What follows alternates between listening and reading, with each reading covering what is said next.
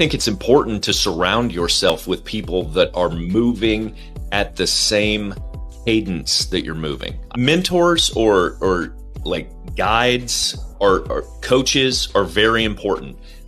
I strategically slot those people in when needed, like on specific areas of focus, but being surrounded by a group of people that inspire me, no matter what they're working on, it's more important for me.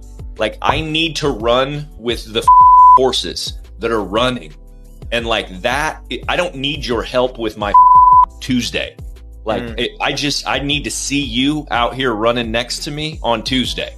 You could be running something completely different. You know what I mean? Yeah, it's why you walk into the gym and everyone's doing different workouts, but we're all there to better ourselves. Exactly. So you don't have to go to the specialized gym. So this is, maybe this isn't what you're saying, but generalist versus specialist, like you'll find the answer. You'll find the specialist to get you the answer, someone that has done the damn thing, but they're not the person that you need to connect with every day, every week, every month, because you need the right tribe.